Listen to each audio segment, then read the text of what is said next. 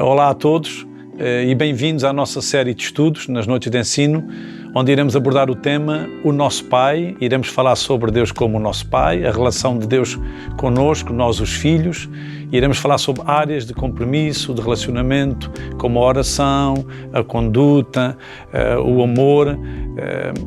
E iremos apostar no compromisso que nós vamos ter com Deus, com seriedade. Bem-vindos a todos.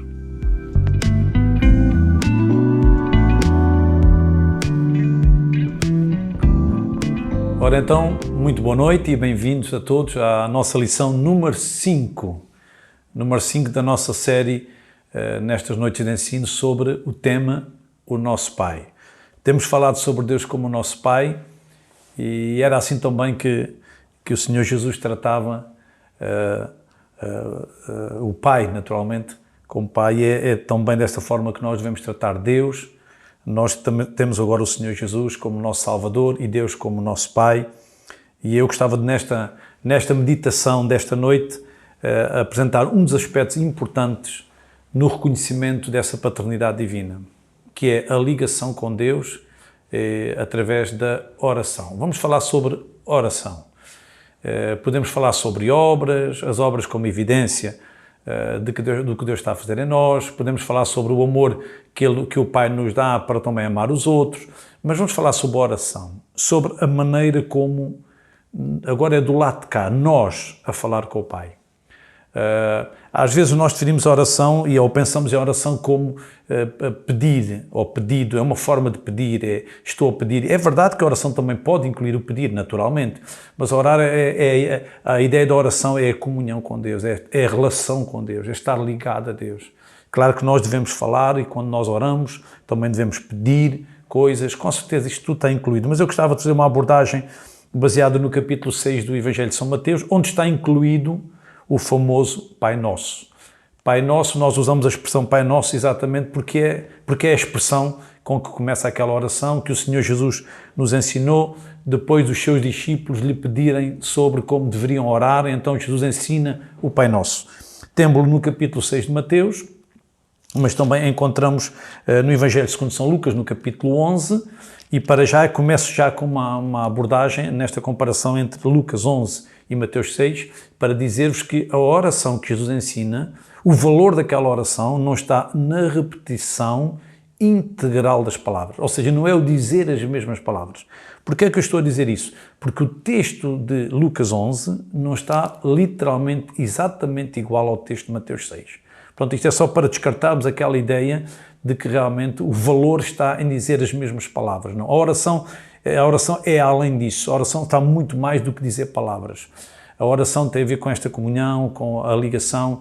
Em boa verdade, Deus quer ouvir o que está no nosso coração. Portanto, a oração modelo, digamos, a oração do Pai Nosso, deve inspirar-nos naturalmente. Foi ensinada pelo Senhor Jesus, mas não temos que precisar, não temos que focar no aspecto da repetição literal das palavras. Não há uma virtude na repetição das palavras. Ok? Então vamos apanhar o conceito da oração e esta é a última lição sobre Deus como o nosso Pai. Realmente eu queria ficar por aqui. Quando nós nos relacionamos bem com Deus como o nosso Pai, a oração é como se fosse o fôlego dessa relação. É uma relação em que estamos ligados, falamos com Ele, abrimos o coração, somos genuínos, Deus sabe tudo sobre nós. Eu tenho aqui 8 aspectos que queria partilhar convosco sobre a oração. Aqui exatamente neste capítulo 6 do Evangelho de São Mateus, quando o Senhor Jesus está a fazer alguns reparos sobre comportamentos errados que tinham a ver com dar a esmola, tinham a ver com a questão também da oração e a questão do jejum. Portanto, aqui Jesus está a ensinar sobre coisas que era preciso retificar, tanto na área da esmola, da oração, como do jejum. E é exatamente à volta da questão da oração que nós iremos ter a nossa meditação, sendo que a primeira ideia está no versículo 6, que Jesus disse: "Mas tu, quando orares, entra no teu aposento." Isto é interessante, não é? Falar com Deus no particular. "E fechando a tua porta, ora a teu Pai que vê o que está oculto." A primeira ideia que eu quero partilhar é que o Pai sabe tudo. Então a oração não é para dizer a Deus o que Ele não sabe. Portanto, eu não oro para Deus saber coisas. Deus que vê o que está oculto. Deus sabe o que está guardado. Deus sabe o que está reservado. Deus sabe até no meu interior. Deus sabe o que eu penso. Deus sabe tudo sobre mim. Portanto, eu não vou orar, eu não oro para que Deus fique a saber coisas. Ele já sabe tudo. Ele sabe tudo o que é em mim. Como Davi orava, não é? Sonda-me e vê se há em mim algum caminho mau. Ou seja, sonda-me, vai ao meu interior. É Deus que conhece o interior. Este é o primeiro aspecto e é importante. O Pai sabe tudo. Ele conhece os nossos segredos. O verso 8 diz que vosso Pai sabe o que vos é necessário antes de vós lhe pedirdes. Portanto, mesmo quando nós estamos a pedir e depois nós utilizamos as palavras que sabemos, que conhecemos, mas eu creio que Deus sabe tudo tão exatamente como é, que mesmo nós com as nossas palavras dizendo as coisas ainda ficamos limitados. Nós temos os nossos conceitos tão limitados. Portanto, às vezes há coisas do interior, há coisas do sentimento, que é difícil até verbalizar, não é? Há coisas que estão limitadas pelos conceitos que conhecemos, os significados das palavras. Às vezes, pronto, a nossa língua às vezes não consegue transmitir exatamente tudo o que está no nosso interior, mas Deus sabe tudo. Portanto, a primeira coisa, e isto é importante, na relação com Deus como Pai, o Pai sabe tudo. Mesmo que eu não ore, Ele sabe. Mesmo que eu não verbalize, Ele sabe. Mesmo que eu não peça, Ele sabe. O Pai sabe tudo. Ele que vê em oculto. Ele está a ver lá onde eu estou, lá no quarto, no sítio, no aposento. Ele vê tudo, Ele sabe tudo. Ele conhece tudo o que se passa no nosso interior. Ele conhece a nossa vida toda, desde o nosso nascimento, o que fizemos, onde vamos, o que pensamos. O Pai sabe tudo. Este é um ponto importante na nossa relação com Deus. Não há forma de esconder coisas. Não há formas de ludibriar Deus. Vou fazer isto, mas não é bem por aqui. Não, Deus sabe tudo. Ele sabe tudo sobre mim. Então, diria como consequência que a oração não é para dar informação privada. Eu vou dizer isto a Deus, eu tinha isto guardado, Deus não sabia, mas eu vou-lhe dizer que é para Ele saber. Não. O Pai sabe, mesmo que eu não diga. Segundo aspecto importante. O verso 6 diz, se eu vou orar e fechando a porta, e teu Pai que vem ao oculto, diz, e teu Pai que vê o que está oculto, te recompensará. Esta ideia do privado, esta ideia de nós irmos ter com Ele, isto aqui choca um pouco com o comportamento que no verso 5 era o comportamento dos hipócritas, que até oravam às esquinas das ruas para serem vistos pelas pessoas, como se a oração, como se o ato de orar trouxesse prestígio, trouxesse valor, trouxesse aceitação perante as pessoas. A oração não deve ser utilizada com esses meios religiosos. E Jesus condena essas atitudes, chama-lhes hipócritas. Eles queriam ser vistos pelos homens. Quando nós oramos, nós queremos ser vistos por Deus. Então é importante ir ao oculto, é importante fechar a porta do quarto, digamos assim, é importante ficar sozinhos com Deus. E Deus vai valorizar, Deus vai dar valor a essa atitude, a atitude de resolvermos com Ele, falarmos com Ele. Nós e Ele, eu e Ele. E teu Pai que vê ao oculto te recompensará. Portanto, o meu segundo aspecto é que há recompensa para aqueles que valorizam a comunhão com Deus. Para aqueles que não estão a fazer por serem vistos pelos outros. Agora vou orar e agora toda a gente vai olhar para mim e vai... realmente ele deve ser um cristão. Não. Eu vou lá e fecho a porta e fico sozinho com Deus. E o Pai sabe tudo. Eu posso abrir o coração, eu posso desabafar, eu posso chorar, eu não tenho que segurar a minha parte emocional, retê-la, não, eu posso pronunciar tudo o que está em mim, eu posso abrir o coração, porque Ele sabe e Ele vai recompensar. Portanto, a oração nunca é em vão, não é? Nós não perdemos nada por falar com Deus. O Pai que vê ao oculto te recompensará. A Bíblia diz em Hebreus que é necessário ter fé para que aquele que se aproxima de Deus creia que Ele existe e que é recompensador, é galardoador dos que o buscam. Deus é galardoador dos que o buscam, é recompensador. Deus vai recompensar aqueles que vão à busca, que vão à procura dele.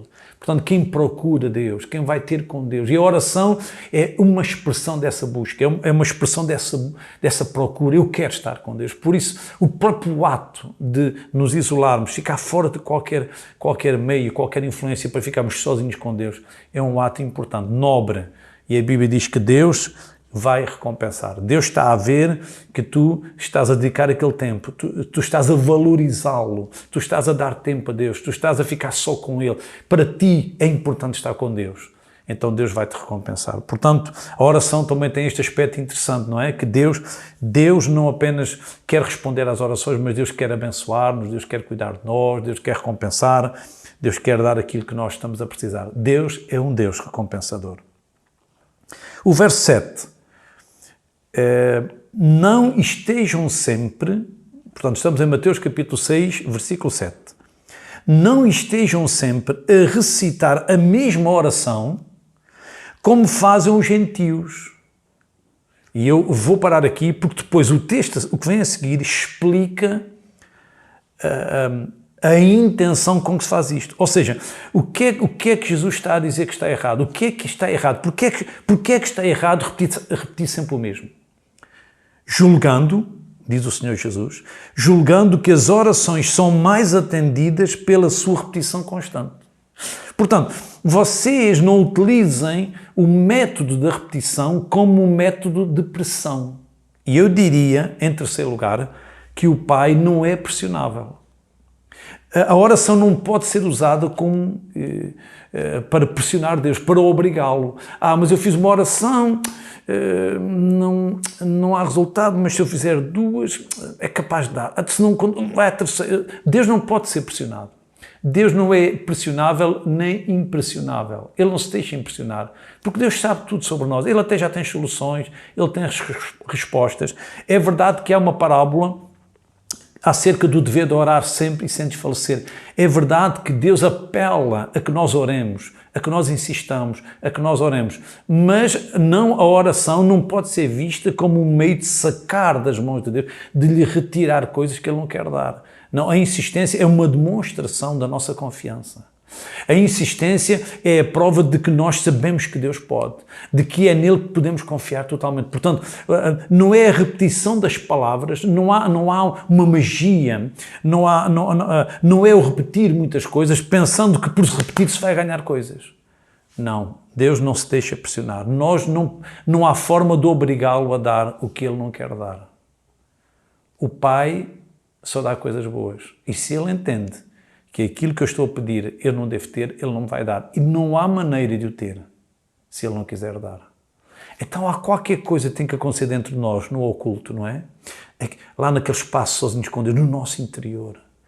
Como diz lá em João 15, não é? Se estiveres em mim, disse Jesus, e as minhas palavras estiverem em vós. Portanto, aqui tem que acontecer algo em nós. Portanto, a oração é feita, mas antes dessa oração já há algo que é trabalhado em nós. Há algo que é feito no nosso interior. Porquê? Porque nós sabemos que não há maneira de obrigar Deus. A oração é como a respiração da nossa alma. É o que está no nosso interior, é o que está no nosso coração. Abramos o coração, mas nunca pensando que por dizer muitas vezes, eu vou dizer e eu vou repetir, isto não vai à terceira, vai à quarta, isto não vai à quarta, vai à quinta. Não. O que é valorizado no Pai Nosso é o relacionamento e não a pressão. Num são relacionamento não pode haver pressão.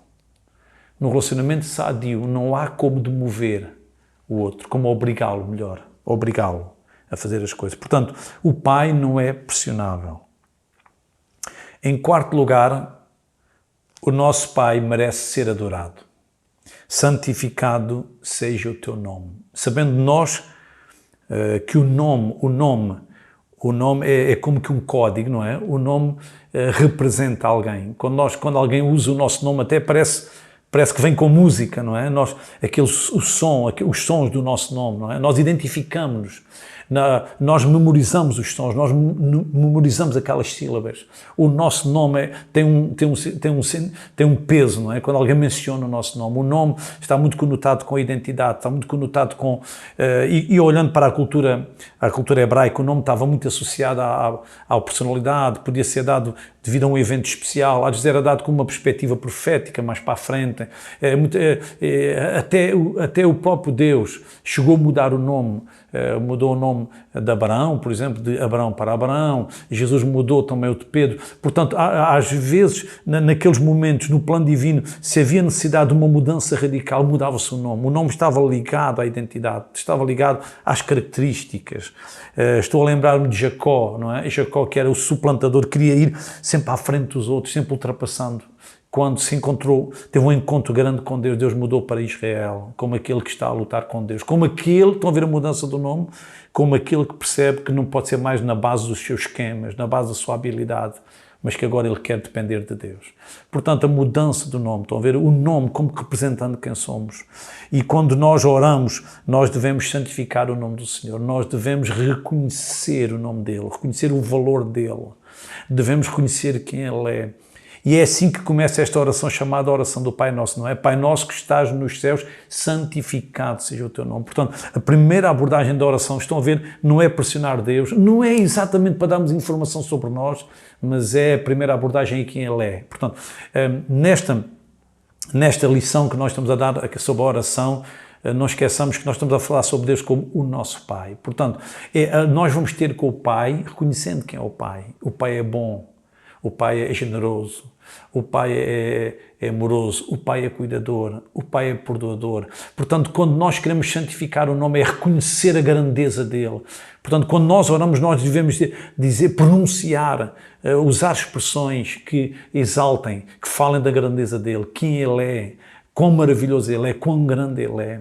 É assim que nós devemos fazer. Portanto, santificado seja o teu nome. O Pai merece ser adorado. Adoremos o Pai.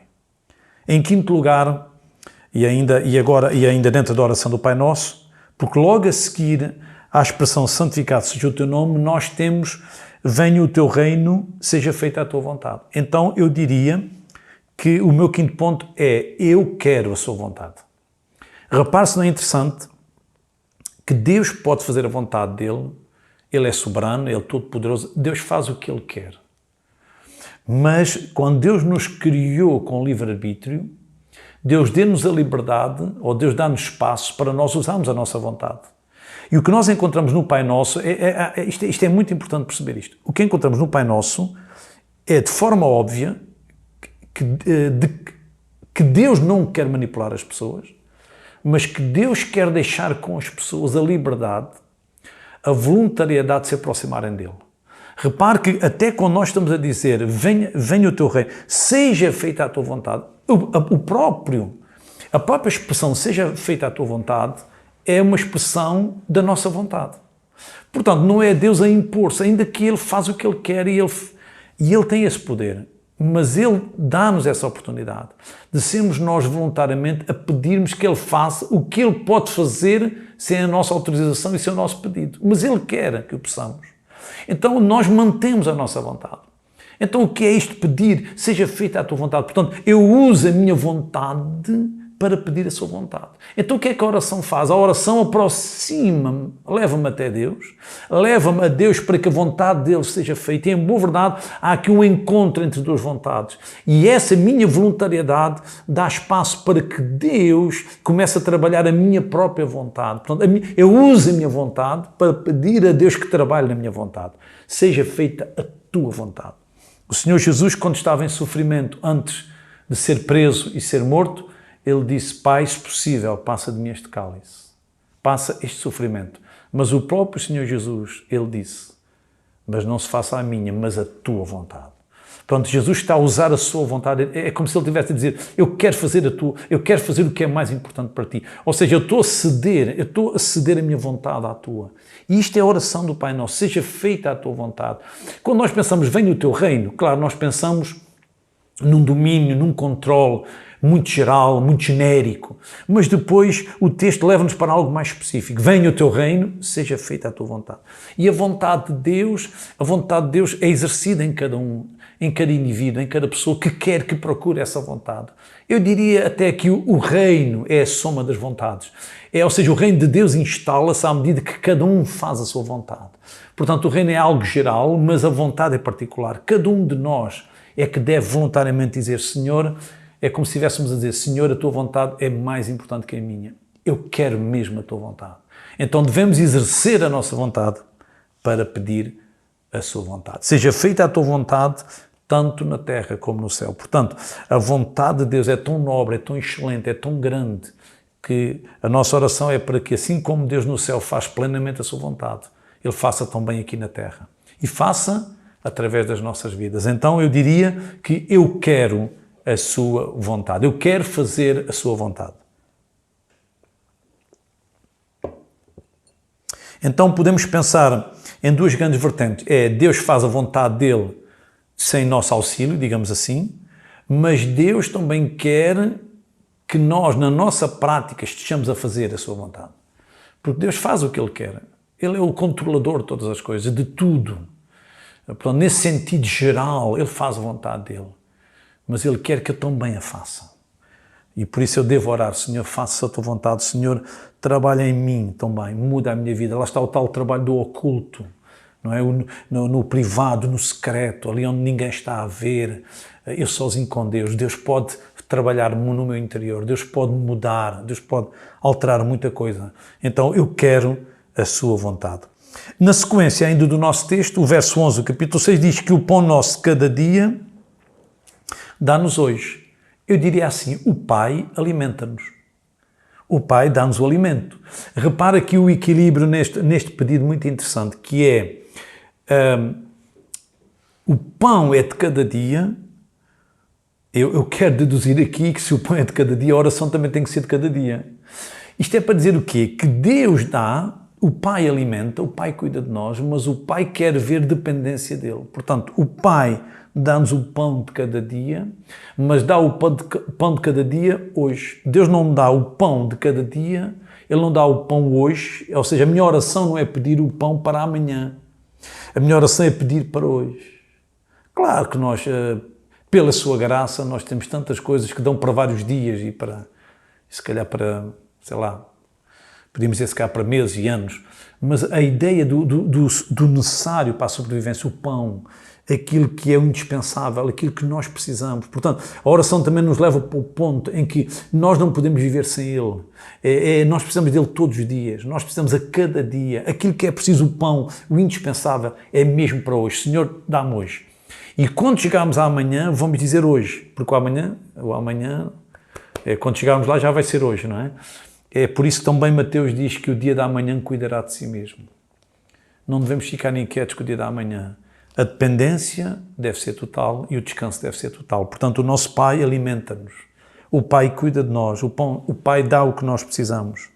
O meu sétimo aspecto está dentro da oração do Pai Nosso, é o verso 12, que diz: perdoa-nos as nossas dívidas, ou perdoa-nos as nossas ofensas. Portanto, a Bíblia coloca a ideia do pecado como uma dívida, uma ofensa, portanto, o desagradar a Deus. Portanto, nós estamos a pedir a vontade dele, mas temos consciência que muitas vezes não fazemos. Então, Pai, perdoa-nos. Estão a ver, por um lado, nós, com um coração sincero, franco, nós estamos a dizer, Senhor, faz a tua vontade, mas por outro lado, nós estamos a reconhecer que não conseguimos fazer sempre essa vontade.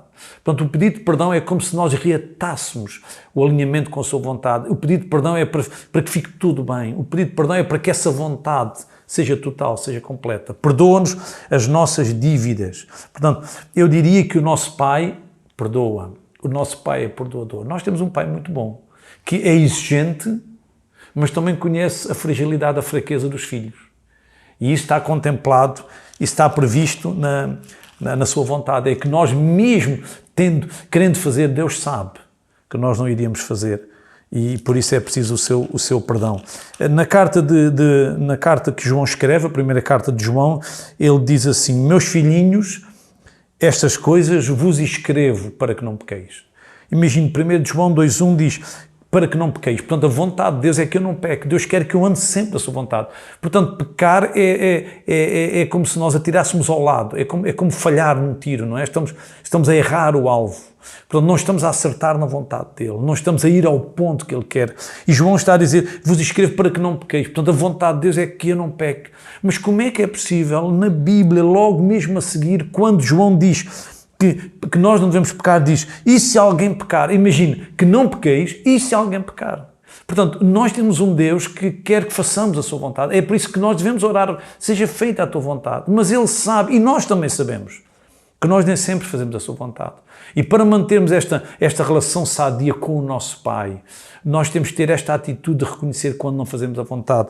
Lá está. E se alguém pecar, temos um advogado para com o Pai, Jesus Cristo o justo. Estão a ver? O mesmo Deus que diz para eu não pecar é o mesmo Deus que providencia o meio para resolver o meu pecado. Portanto, Deus não quer que eu peque, mas Ele sabe que infelizmente eu peco. E quando eu peco, Ele também quer resolver o assunto. Temos um advogado, temos Jesus Cristo. Portanto, Jesus é a melhor maneira, é o meio correto de irmos a Deus para a reconciliação, para reatar a comunhão. Aquilo que o pecado lesou, agora o pedido de perdão vai resolver. E a Bíblia diz que as nossas transgressões fazem divisão entre nós e o nosso Deus. O nosso pecado, o pecado afasta-nos de Deus. E nós precisamos ter esta atitude quando falhamos, quando pecamos, nós temos de ter com Deus. Porquê? Porque o Pai perdoa. O Pai ama-nos tanto que Ele, olhando para a nossa fragilidade, Ele tomou a providência no seu Filho. E de que se queixa o homem, diz a Bíblia, de que se queixa o homem? Queixe cada um dos seus pecados. Não vale a pena apontar para o lado. Nós temos em nós situações suficientes para lastimarmos a nossa fragilidade. Mas o Pai perdoa. Então a oração do Pai Nosso traz também estão a ver esta oração no secreto com Deus, eu e Deus. Aquele abrir do coração, ó Senhor, Tu conheces a minha fraqueza, ó Senhor, Tu sabes o que eu quero, mas às vezes não é possível, às vezes não consigo, às vezes falho, mas Pai, perdoa-me. E o Pai perdoa. O nosso Pai é bom, o nosso Pai é perdoador. E se nós queremos ser como Ele, porque a oração do Pai Nosso vai terminar, mas depois a seguir diz, se perdoardes aos homens as suas ofensas, também o vosso Pai Celestial vos perdoará a vós. Estão a ver? Nesta comunhão com Deus, a nossa ansiedade, ou melhor, o nosso desejo, para ver Deus perdoar-nos. Senhor, eu conheço a minha fraqueza, mas por outro lado temos que reconhecer que nós temos os pares, temos as outras pessoas que são como nós, que também falham. Falham para com Deus, mas também como nós, também falhamos para com outras pessoas. Então a oração do Pai Nosso leva-nos para aquele patamar em que tem que estar tudo resolvido com Deus, com o Pai. Mas também fica ali anexa a ideia, não é? De que nós também temos que lidar com os outros, como nós queremos que Deus lide connosco. Ou seja, eu tenho ofendido Deus e eu quero que Deus me perdoe. Mas se os outros me ofenderem, eu tenho que perdoá-los também. Então a oração do Pai Nosso, estão a ver, é um tratado entre mim e Deus, mas lá por detrás há tipo um relacionamento, há tipo um comportamento que eu tenho que ter. Em boa verdade, esse perdão já está a funcionar na minha vida, digamos assim. Eu sei o que é isto. Eu como ser humano, na minha natureza, eu conheço-me. Eu sei que a questão do reatar a comunhão, a questão da falha, a questão do pecado, tudo isso faz parte do ser humano. E o ser humano precisa reatar isso com Deus. E também precisa estar em paz com os outros. Então nós temos um Pai que perdoa e, por consequência, nós devemos perdoar os outros e também sabendo que se torna a condição. Porquê? Porque é por causa do pecado que nos afastamos. São dívidas, são ofensas. E nós precisamos ficar em paz com Deus. E já agora, também com os outros. O meu último ponto. E não nos induzas à tentação.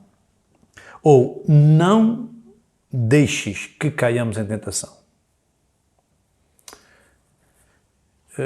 A tentação faz parte do pacote. Aliás, o próprio Senhor Jesus foi tentado. A tentação é a provocação de Satanás, do maligno, do diabo, para nos afastar de Deus. É verdade que Deus também pode provar-nos, é verdade que Deus pode permitir circunstâncias para testar-nos, mas as intenções são distintas. O que Deus faz ou permite é para nos aproximar dele. E o que o diabo faz é para nos afastar de Deus. É aqui que eu iria definir a tentação, como o propósito de Satanás para nos afastar dele. Aqui Mateus não está exatamente a dizer para que Deus impeça as tentações. Não é isso. O que está a dizer é, não nos deixes cair quando estivermos lá. Quando eu for tentado, que eu não caia. Quando eu for tentado, que eu não sucumba. Quando eu for tentado, ele diz, mas livra-nos do maligno.